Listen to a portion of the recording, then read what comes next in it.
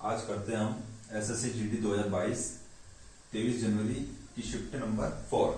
इसके मैथ्स के जो 20 क्वेश्चन पूछे गए हैं वो सॉल्व करेंगे।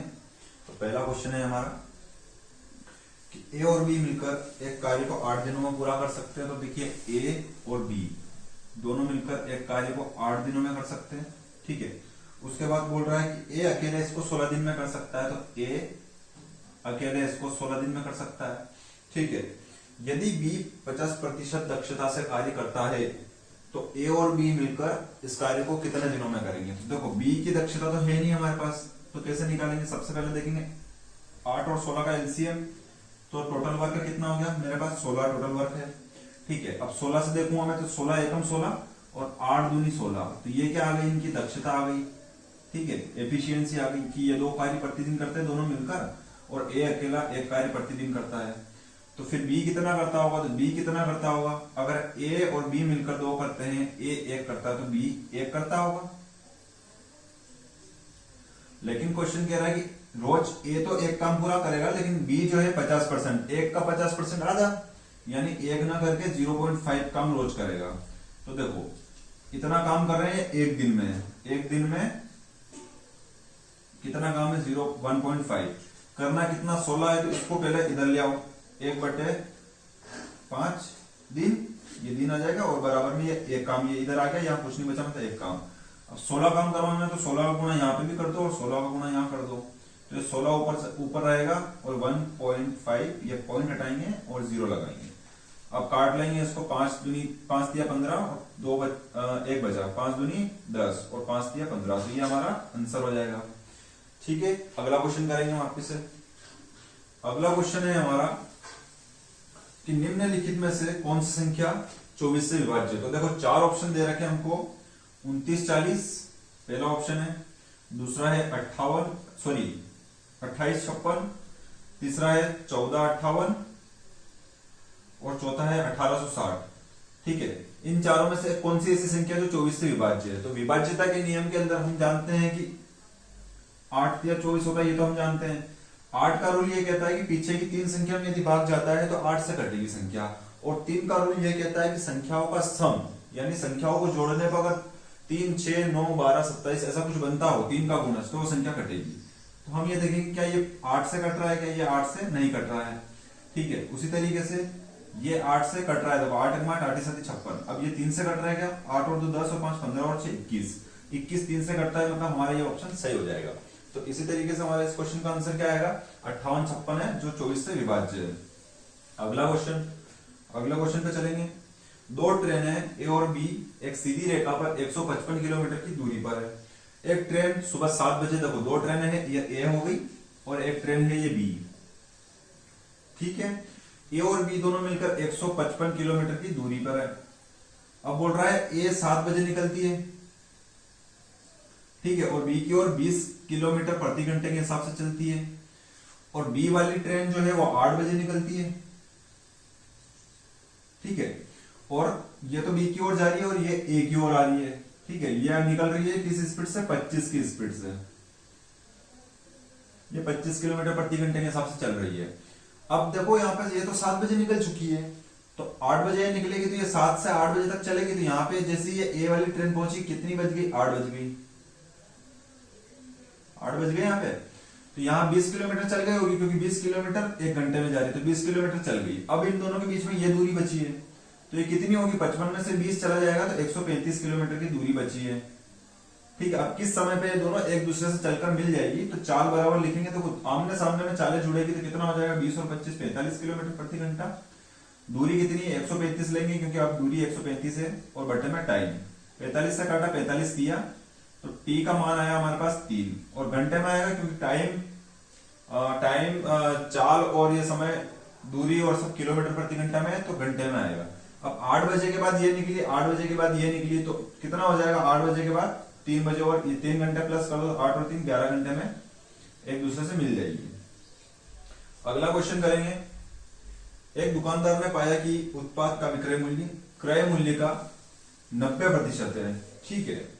क्रय मूल्य का 90% यानी क्रय मूल्य ये सीपी का 90%, प्रतिशत के लिए बटे में 100, 90%, ठीक है। ये क्या है, ये टोटल विक्रय मूल्य हो गया। क्वेश्चन बोल रहा है कि विक्रय मूल्य 90 रुपए प्रति किलोग्राम है, तो ये विक्रय मूल्य के बराबर में विक्रय मूल्य लिख दिया। तो सीपी कितना आ गया, 90 से 90 कट गया, सीपी कितना आ गया 100।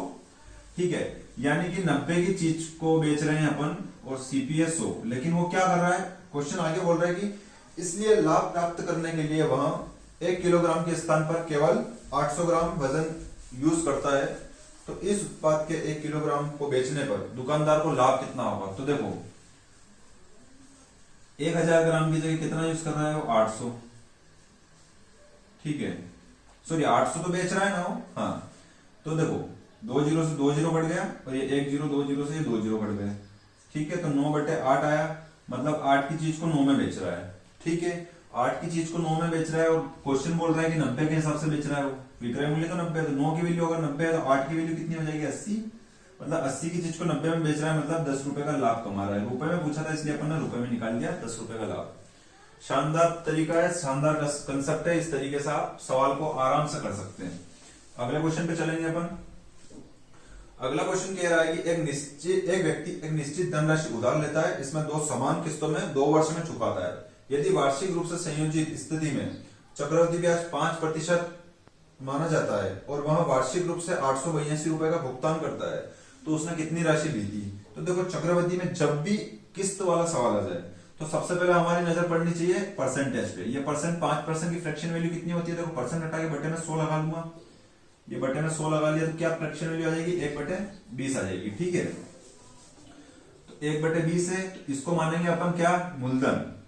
बटे वाली चीज को क्या मानेंगे, मूलधन। और ये क्या मानेंगे, ये मानेंगे किस्त, मतलब इंस्टॉलमेंट। तो 20 की चीज उसकी 20 रुपए की राशि 21 रुपए की किस्त।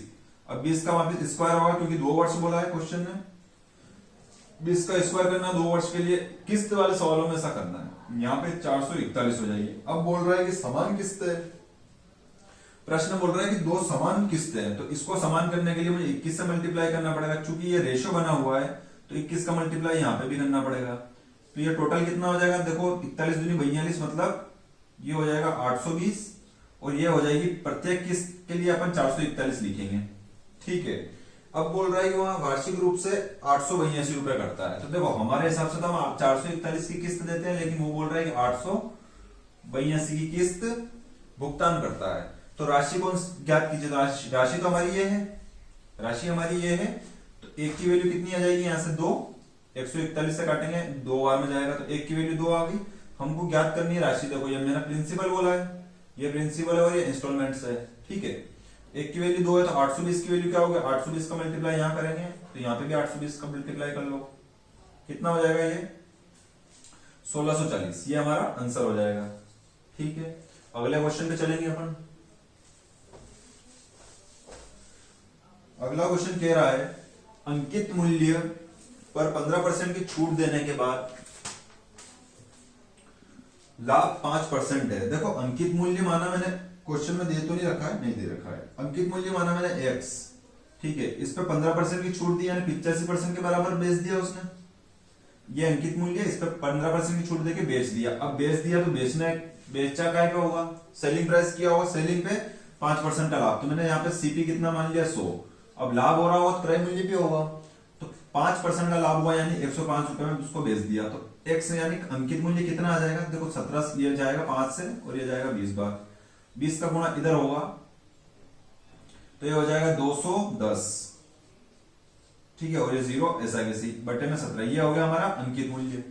ठीक है, अब क्वेश्चन बोल रहा है कि 8% का लाभ प्राप्त करने के लिए अंकित मूल्य पर कितने प्रतिशत की छूट देनी चाहिए। तो देखो अंकित मूल्य ये है, अंकित मूल्य ये है मेरे पास, मैंने मान लिया कि इस पे छूट देते हैं अपन x की। देखो छूट हमेशा कैसे देते हैं, 100 में से माइनस करके लिखते हैं। तो मैं अभी फिलहाल x लिख रहा हूं कि x की छूट दी है, बाद में जो आएगा उसको 100 में से माइनस कर देंगे। अब अपन को लाभ, ये देखो अंकित मूल्य पे छूट दे दी, मतलब बेच दी इस चीज को, तो यहाँ सेलिंग प्राइस आएगा। तो सेलिंग प्राइस 8% का लाभ होना चाहिए उसमें, तो ये 100 है, 100 पे 8% का लाभ कितना हो जाएगा 108 रुपए चाहिए।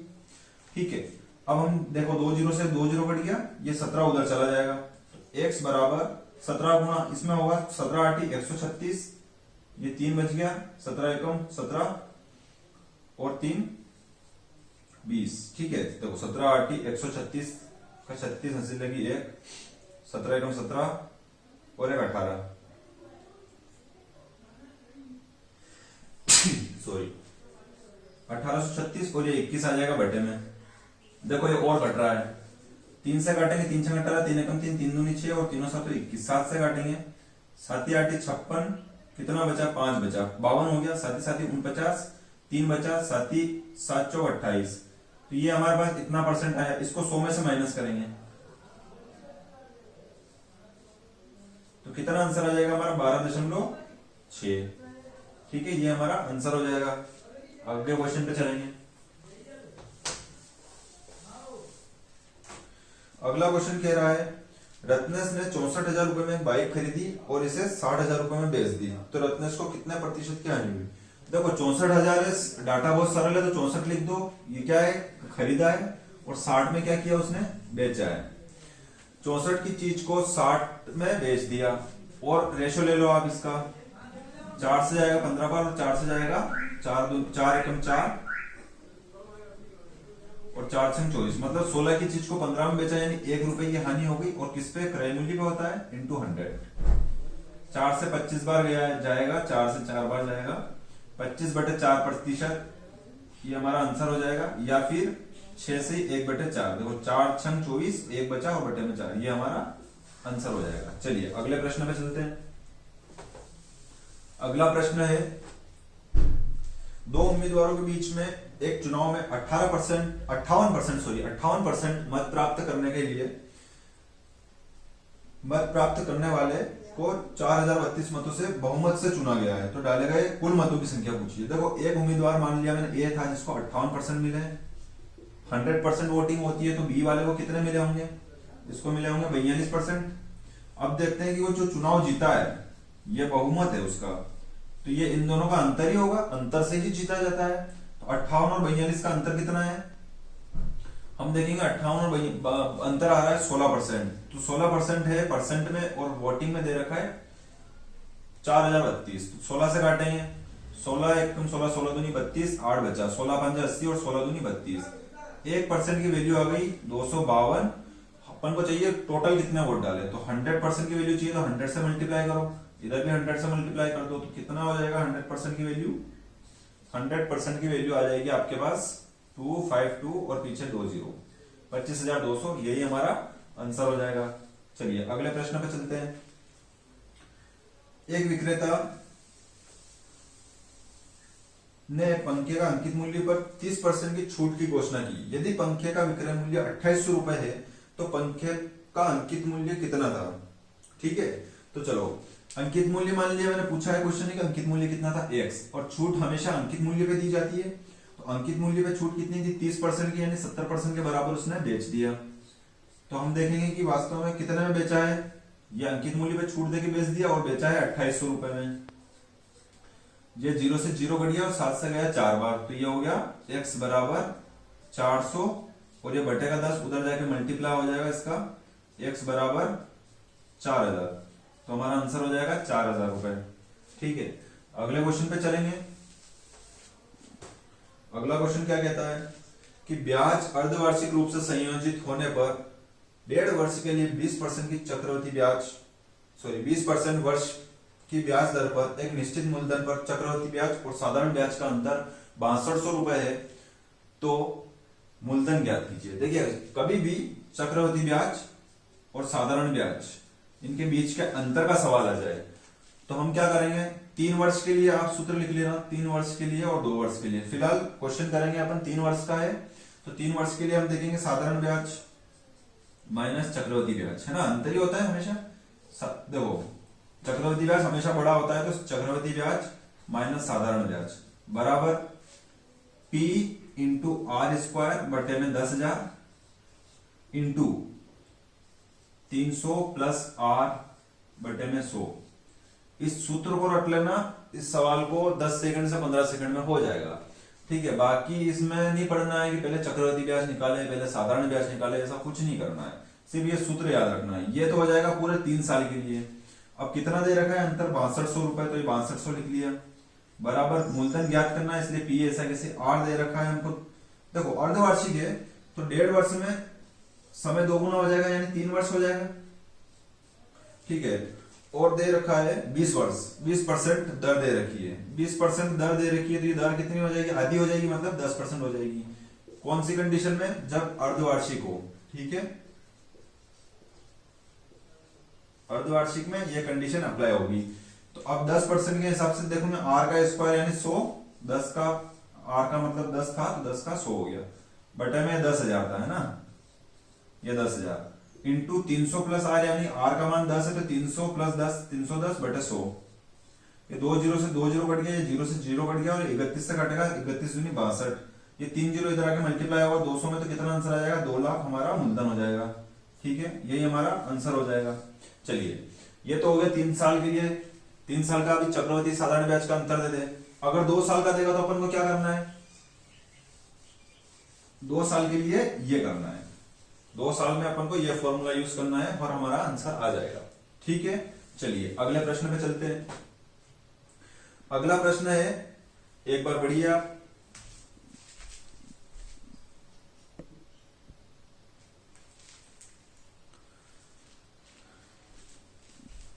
चलिए अगला प्रश्न है हमारा कि एक लंबवृत्तीय बेलन का आयतन 180 दे रखा है। देखो बेलन का आयतन क्या होता है, पाई आर स्क्वायर एच, जिसका मान दे रखा है हमको 180 क्वेश्चन में। आगे बोल रहा है इसके आधार का क्षेत्रफल 30 सेंटीमीटर है और ऊंचाई है 6, तो बेलन का व्यास कितना है। देखो इस सवाल में कुछ भी नहीं करना था, इसने ये चीज फोकट की दे रखी है, ऊंचाई बराबर भी दे रखा है, कोई मतलब नहीं है। जब पाई आर स्क्वायर क्या दे रखा है कि आधार का क्षेत्रफल, देखो बेलन कैसा होता है, बेलन ऐसा होता है, ठीक है, ये बेलन ऐसा होता है। अब ये आधार कौन सा है, वृत्त जैसा है, तो वृत्त का क्षेत्रफल क्या होता है, पाई आर स्क्वायर होता है, और इसका क्षेत्रफल दे रखा है 30, ठीक है, और अपन से पूछ रहा है व्यास, तो देखो पाई का मान, पाई उधर चला जाएगा, ये हो गया आर स्क्वायर बराबर 30 बटे में पाई। अब अपन को क्या चाहिए, अपन को चाहिए व्यास, ठीक है। तो सबसे पहले हम देखेंगे आर का मान कितना आ गया, रूट में ले लेंगे, यहां से स्क्वायर हट जाएगा, 30 बटे में पाई। लेकिन व्यास होता है 2 इंटू आर, 2 इंटू आर क्या होता है, व्यास होता है। तो इसको 2r बनाने के लिए हम यहां से 2 पे मल्टीप्लाई कर देंगे, तो यहां पे भी हमको 2 से मल्टीप्लाई करना पड़ेगा। तो व्यास कितना आ जाएगा, व्यास आ जाएगा हमारा 2 रूट ऑफ 30 बटे पाई, ये हमारा आंसर हो जाएगा। चलिए अगला प्रश्न पे चलेंगे। अगला प्रश्न क्या कहता है, प्रथम 9 अभाज्य संख्याओं का औसत क्या है। देखो प्रथम 9 अभाज्य संख्या, अभाज्य संख्या पहली 2 होगी, फिर 3, 5, 7, 9 अभाज्य नहीं है, 11, 13, 15 अभाज्य नहीं है, 17, 19, 21 है, 23 नहीं है। देखते हैं 1, 2, 3, 4, 5, 6, 7, 8, 9, ये प्रथम 9 अभाज्य संख्या हो गई। अब पूछ रहा है औसत, औसत क्या होता है, औसत बराबर होता है कुल योग बटे में कुल संख्या, ठीक है। तो कुल योग कितना होगा, 2 और 3 5 और 5 10 और 7 17, 17 और 11 18, 28, 31, 41, 48, 58, 58 से हो जाएगा ये 68, 68 से हो जाएगा ये 77, 80, 90, 100। देखो कुल योग कितना हो गया, एवरेज बराबर कुल योग बटे कुल संख्या कितनी थी, 9, ठीक है। 9 से काट लेंगे, 9 एकम 9, एक बचा, फिर 9 एकम 9, फिर एक बचा, तो एक ऊपर रहने दो और बटे को 9, ये हमारा औसत हो गया, ये हमारा आंसर हो जाएगा 11 से 1 बटे 9, ठीक है। चलिए अगले प्रश्न पे चलते हैं। अगला प्रश्न कह रहा है कि एक धनराशि को ए बी सी में इस प्रकार ए बी सी में 5, 7 और 11 के अनुपात में बांटा जाना है। यदि बी को ए से 1500 रुपए अधिक मिलते हो तो बी का हिस्सा कितना है। चलिए ए बी सी का रेशियो क्या दे रखा है, ए बी और सी का दे रखा है 5:7:11, ये रेशियो दे रखा है, ठीक है।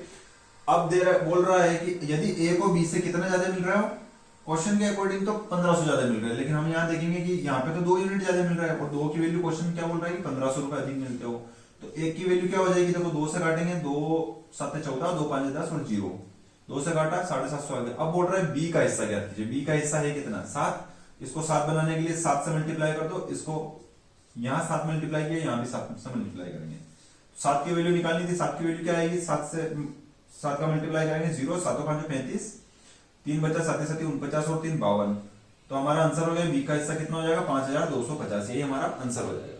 चलिए अगले प्रश्न पे चलते हैं। अगला प्रश्न क्या कहता है कि दो व्यक्ति P और Q एक साथ कार्य करते हुए एक कार्य को 18 दिनों में पूरा कर सकते हैं। देखो P और Q है जो दोनों साथ में काम करेंगे और 18 दिनों में कार्य को पूरा कर देंगे। आगे कह रहा है कि Q अकेले इसको 36 दिनों में कर सकता है। चलिए Q जो है वो अगर अकेले काम करे तो उसको कितने दिनों में कर रहा है, 36 दिनों में कर सकता है। ठीक है, Q ने कार्य शुरू किया और 6 दिन तक कार्य करने के बाद उसने काम छोड़ दिया। फिर शेष कार्य P ने किया, तो शेष कार्य को पूरा करने में P को कितने दिन लगेंगे। चलिए हम देखेंगे दोनों का एलसीएम, तो टोटल काम निकाल लेंगे। टोटल काम कितना हो जाएगा हमारे पास 36, ये हमारे पास टोटल काम आ गया। अब P और Q से करवा लेते काम, 18 दूनी 36 और 36 से कम 36, तो कार्य प्रतिदिन हो जाएगा, ये कार्य प्रतिदिन हो जाएगा। ठीक है, अगर दोनों मिलकर दो काम करते हैं और Q अकेला एक काम करता है तो फिर P एक काम करता होगा, तभी तो दो काम हो गया। तो P प्रतिदिन एक काम करता है।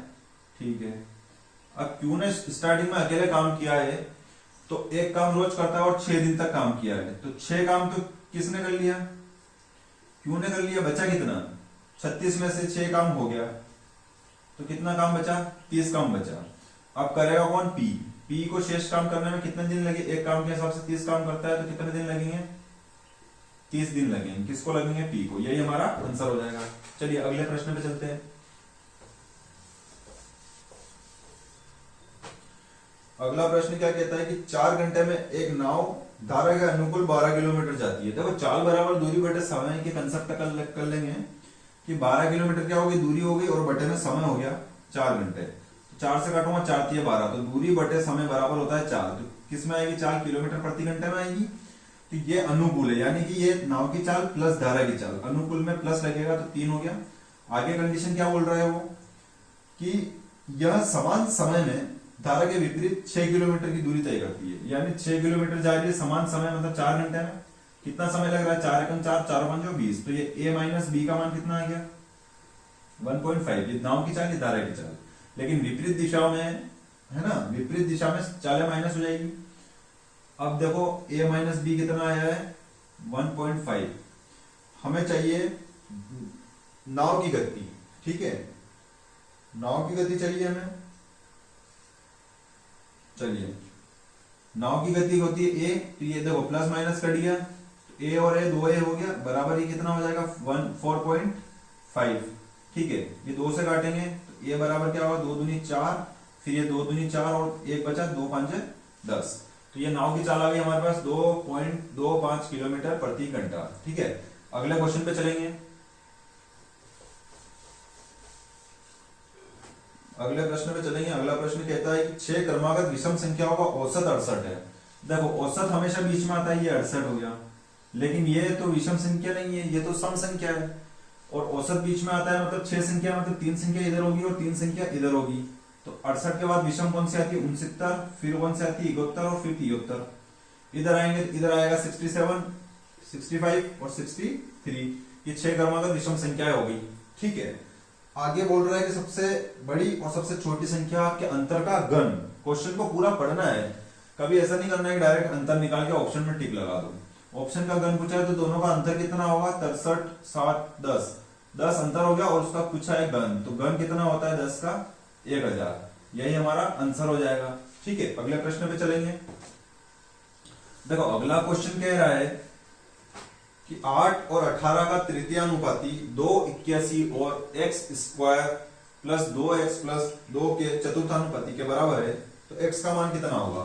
तो सबसे पहले हम देखेंगे 8 और 18 का तृतीयानुपाती क्या होता है, वो मैंने मान लिया x है। ठीक है, रेशो बनाएंगे, रेशो से करेंगे तो 8 बटे 18 हो जाएगा, बराबर हो जाएगा 18 बटे x के। ये काटूंगा 2 चौक 2 नीम, फिर 2 दूनी और 2 नीम, मतलब ये 9 से 9 81 हो गया और ये बटे में 2 आ गया और x उधर चला गया, बटे से उधर जाके ऊपर हो गया। तो ये तृतीयानुपाती आ गया हमारे पास। आगे क्वेश्चन पे देखेंगे कि 2 81 और चतुर्थानुपाती में x square plus 2x plus 2। ठीक है, इसका चतुर्थानुपाती मैंने मान लिया a है। तो चलिए कैसे करेंगे, बार बार का गुणा, अंदर अंदर का गुणा। तो 2a बराबर मेरे पास हुआ 81 into x square plus 2x plus 2। ठीक है, ये 2 इधर आ जाएगा, देखो ठीक है, ये मैं डायरेक्ट कर रहा हूं, ये 2 इधर आ गया। ठीक है, अब जो है बोल रहा है कि ये दोनों चीजें बराबर है। ठीक है सर, तो x का मान ज्ञात कीजिए। x का मान ज्ञात करना है तो बराबर है ये वैल्यू और ये वैल्यू बराबर, तो मैं x की जगह 81/2 लिख सकता हूं, है ना, इस a की जगह 81/2, और ये पूरा मान है मैंने ऐसा कैसा लिख दिया, x² + 2x + 2। ठीक है, क्योंकि ये वैल्यू चतुर्थानुपाती और तृतीयानुपाती दोनों बराबर है, तो इसकी वैल्यू मैंने यहाँ पे पुट कर दी, ये कट गया। ठीक है, तो यहाँ 1 बचा बराबर x² + 2x + 2। ठीक है, तो यहाँ पे 0 बच जाएगा बराबर x² + 2x + 1। देखो ये 1 उधर जाके माइनस हो गया 2 में से। ठीक है, ये 0 बच गया। अब क्या करेंगे, अब इसके फैक्टर होंगे, तो फैक्टर कैसे होंगे कि फैक्टर जोड़ेंगे तो 2x बनना चाहिए और गुणा करेंगे तो x² बनना चाहिए, तो x² + x + x + 1। देखो दोनों को जोड़ेंगे 2x बन जाएगा और दोनों को गुणा करेंगे तो x² हो जाएगा। यहां से कॉमन लेंगे x, तो कितना बच गया x + 1, फिर यहां से प्लस करके 1 कॉमन लिया तो यहाँ कितना बच गया x + 1। ये दोनों में से एक कॉमन ले लिया तो x + 1 और ये x + 1। ठीक है, तो x + 1 बराबर 0 हो गया, तो x का मान कितना आ जाएगा -1, और यही हमारा आंसर हो जाएगा। ठीक है, एसएससी जीडी में इस टाइप के प्रश्न आएंगे, लेकिन आपको ऐसी इक्वेशन ही मिलेगी जो थोड़ी सरल हो। जीडी में कोई लेवल का क्वेश्चन नहीं आता है।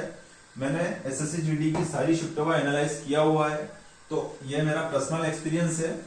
2021 में थोड़ी सी टफ शिफ्टें आ गई थी, लेकिन उससे पहले 2019 में भी इतनी टफ नहीं थी, और अभी की जो 76 शिफ्टें हैं उनका भी मैंने एनालाइज किया है, तो उसमें भी इतनी टफ शिफ्टें नहीं है। चलिए अगले प्रश्न पे चलेंगे कि प्रियांक जो है वो देखो इतने रुपए में खरीदता है, कितने 6 और इसके पीछे 6 जीरो है, और उससे सजाता है और उस कितने में बेच देता है। ये प्रियांक जो है ये क्या हो गया सीपी। ठीक है, ये 6 में खरीदा और बेचा कितने में 12 में। रेशियो ले लिया मैंने, देखो 6 6 जीरो दोनों साइड से काट दिए, 6 कम 6 6 दूनी 12। देखो एक ही चीज को 2 में बेचा यानी 100% का लाभ हो गया। देखो 1 पे 2 1 का लाभ और 1 से, है ना, 1 पे 1 का लाभ हो गया और बटे में 93% के लिए 100, तो कितना हो जाएगा 100% का उसको लाभ हो जाएगा। चलिए अगले प्रश्न पे चलते हैं। चलिए अगले प्रश्न पे चलते हैं। अगला प्रश्न क्या कहता है, दो संख्याओं का महत्तम समावर्तक और लघुत्तम समावर्तक क्रमशः 6 और 3024 है। यदि एक संख्या 54 है तो दूसरी संख्या ज्ञात कीजिए। चलिए आप करिए 2 मिनट।